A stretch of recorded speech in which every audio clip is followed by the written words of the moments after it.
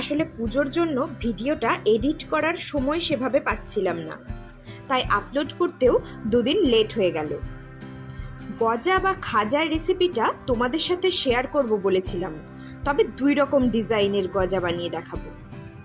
But বেশিরভাগ making প্রসেসটাই কিন্তু same.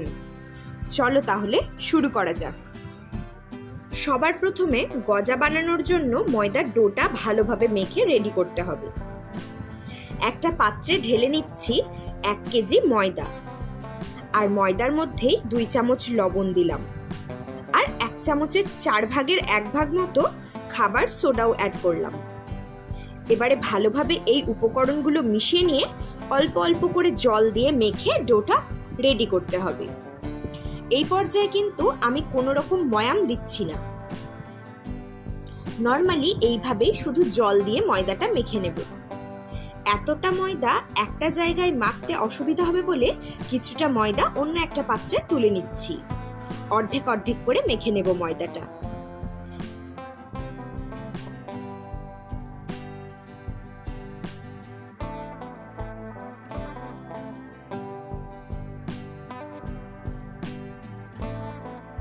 এই দেখো, ময়দার ডোটা নরম করে মেখে রেডি করে নিয়েছি।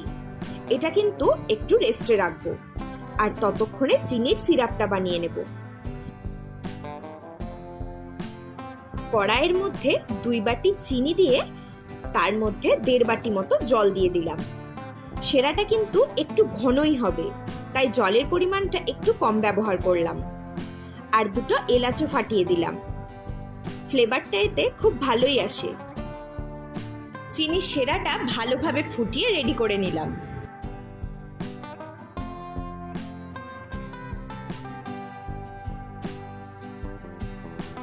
এবারে ময়দার ডো থেকে রুটির সাইজে লেচি কেটে নিচ্ছি।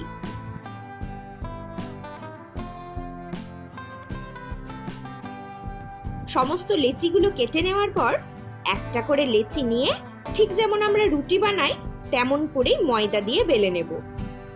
তবে এই রুটিগুলো একটু বেশি পাতলা করে বেলতে হবে।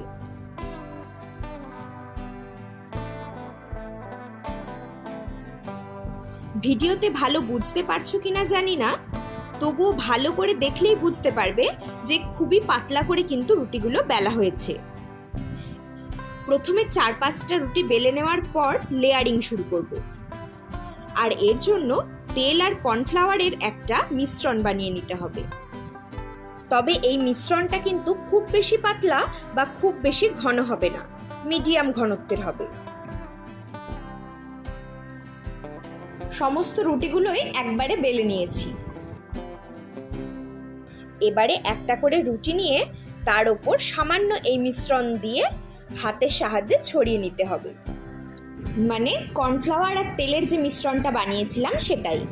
আর তার উপরে আরও একটা রুটি রেখে সেম প্রসেস বারবার করতে হবে। মানে একবারে 4 থেকে 5টা রুটির লেয়ার বানিয়ে নিতে হবে। তারপর এটাকে রোল করে নিতে হবে। ভিডিওতে নিশ্চয়ই বোঝা যাচ্ছে কিভাবে রোলটা বানিয়ে নেওয়া হচ্ছে। এবারে একটা ছুরির সাহায্যে ওই রোল থেকে ছোট ছোট টুকরো কেটে নেওয়া হচ্ছে।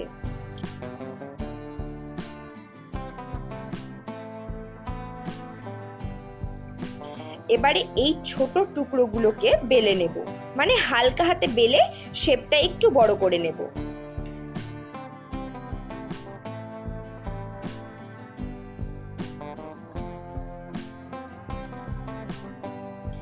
বেশ কয়েকটা এভাবে গড়ে নেওয়ার পর কড়াইতে তেলটা গরম করতে বসিয়ে দেব। আর তেলটা ভালো মতন গরম করে নিয়ে গজাগুলো ছেড়ে দেব। গজাগুলো দেওয়ার পর কিন্তু নাড়াচাড়া করার বা উল্টে পাল্টে দেওয়ার কোনো দরকার নেই। কয়েক সেকেন্ড পরেই দেখবে অটোমেটিক গজাগুলো ফুলে তেলের ওপরে ভেসে উঠেছে। এবারে উল্টে পাল্টে একটু লালচে করে ভেজে নিতে হবে। তোমরা চাইলে আরো লাল করে ভাজতে পারো, তবে আমি এই কালারটাই রেখেছি। এই গজাটা এতটা খাস্তা হয় যে একটু চাপ দিলেই কিন্তু ভেঙে যায়।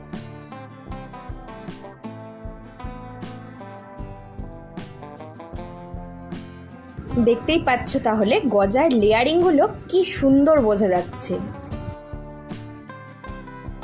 এবারে গজাগুলো তেল থেকে তুলে নেওয়ার পর ঠান্ডা চিনির সেরার মধ্যেই গজাগুলো দিয়ে 10 সেকেন্ড মতো নেড়েচেড়ে আবার তুলে নিতে হবে। তোমরা যদি চাও সেরা থেকে তোলার পর একটা জালির ওপর সাজিয়ে রাখতে পারো গজাগুলো, তাহলে এক্সট্রা যে সেরাটা সেটা ঝরে যাবে। এবারে আরো একটা ডিজাইন বানিয়ে দেখাচ্ছি গজার। এটাতেও কিন্তু একই রকম ভাবে 4-5টা রুটির লেয়ারিং করে নিয়ে লম্বা লম্বি ভাবে কেটে নেব।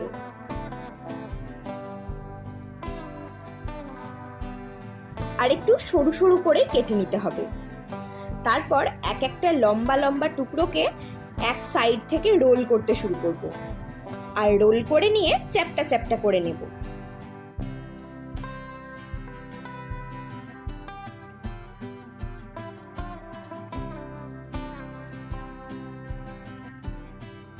তারপর এগুলোকেও একই রকম ভাবেই একটু হালকা হাতে বেলে বড় করে নিতে হবে।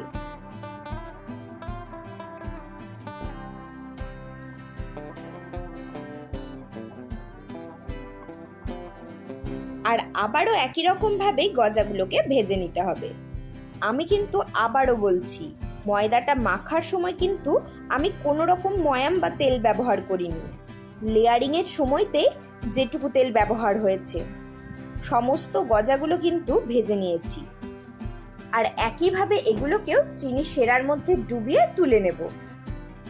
আর তারপর এগুলো এয়ারটাইট কন্টেনারে ভরে অনেক দিন পর্যন্ত স্টোর করে রাখতে পারবে। আর পুজোর পর বিজয়ার শুভেচ্ছা জানাতে গেস্ট আসলে বাইরে থেকে মিষ্টি কিনতে যাওয়ার কিন্তু কোনো দরকার নেই। এত ভালো খেতে হয় আর এতটা খাস্তা হয় এই গজা, বানিয়ে না খেলে বিশ্বাসই করবে না। তাহলে আজই বানিয়ে ফেলো, আর বানানোর পর সত্যি সত্যি কেমন হয়েছে কমেন্টে জানিও। আবার কথা হবে অন্য কোনো দিন অন্য কোনো রেসিপি নিয়ে। আজ আসি, টাটা।